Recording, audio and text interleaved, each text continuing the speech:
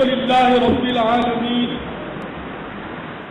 والصلاة والسلام على سيد المرسلين أما بعد فأعوذ بالله من الشيطان الرجيم بسم الله الرحمن الرحيم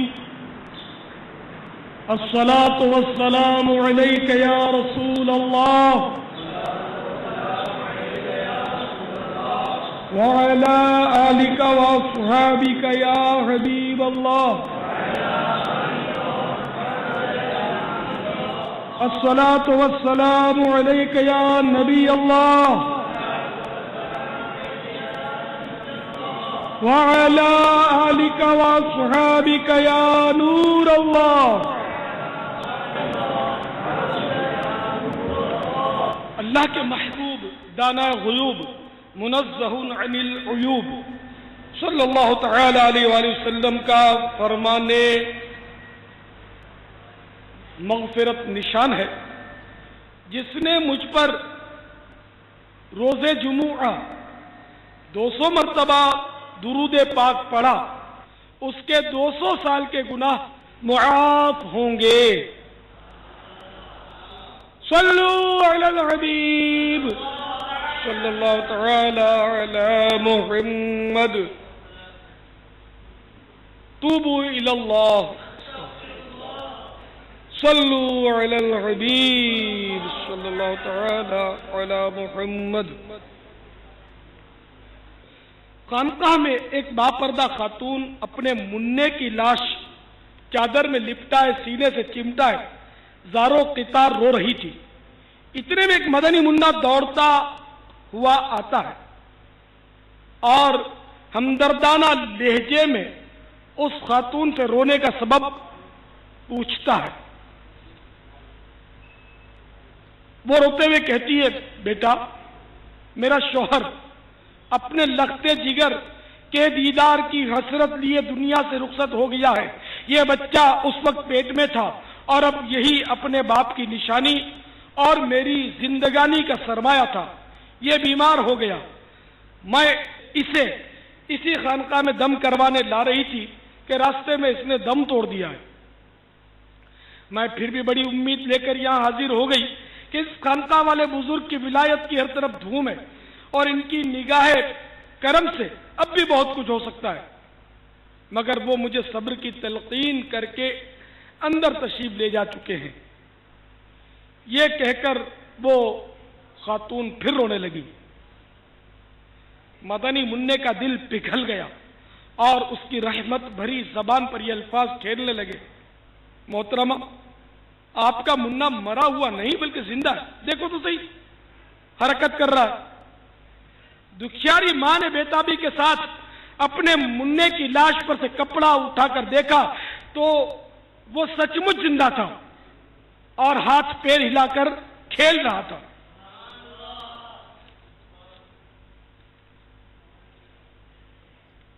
اتنے میں خانقاہ والے بزرگ اندر سے واپس تشریف لائے، بچے کو زندہ دیکھ کر ساری بات سمجھ گئے اور لاٹھی اٹھا کر یہ کہتے ہوئے مدنی منع کی طرف لپکے کہ تو نے ابھی سے تقدیر خداوندی کے سربستہ راز کھولنے شروع کر دیے ہیں۔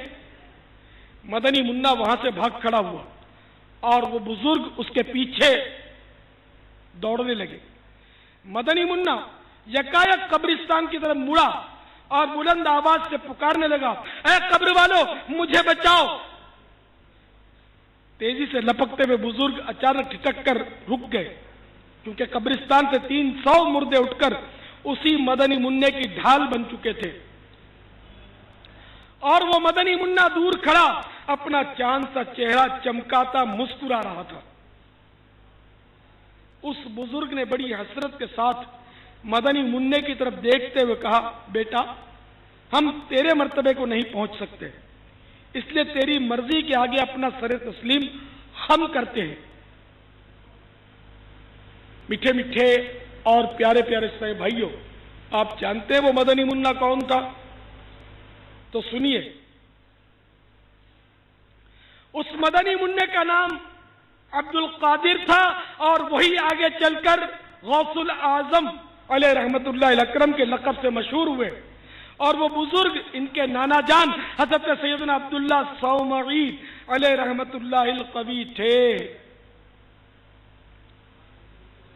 میرے آقا اعلی حضرت امام اہل سنت عظیم البرکت عظیم المرتبت پیر طریقت ولی نعمت عالم شریعت امام عشق و محبت آفتاب قادریت مولانا شاہ امام احمد رضا خان علیہ رحمت الرحمن ہدایت بخشش شریف میں بارگاہ غوثیت مآب میں نذرانہ عقیدت پیش کرتے ہوئے کہتے ہیں، کیوں نہ قاسم ہو کہ تو ابن ابو القاسم ہے یا غوث،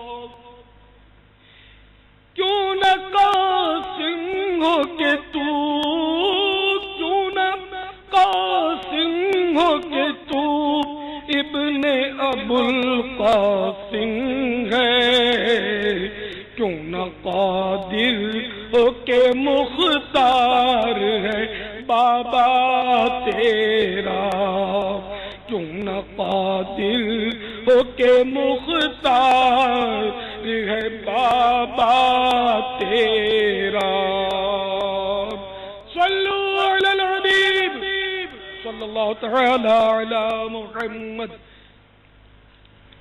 میٹھے میٹھے سائیں بھائیوں، آج سرکار غوث اعظم علیہ رحمت اللہ الاکرم کی بعض کرامات عرض کرنے لگا ہوں، تو میرے میٹھے میٹھے اور پیارے پیارے سائیں بھائیوں، میں نے آپ کی خدمت میں اپنے پیر و مرشد شہنشاہ بغداد سرکار غوث پاک رضی اللہ تعالی عنہ کے بچپن شریف کی ایک کرامت سنائی۔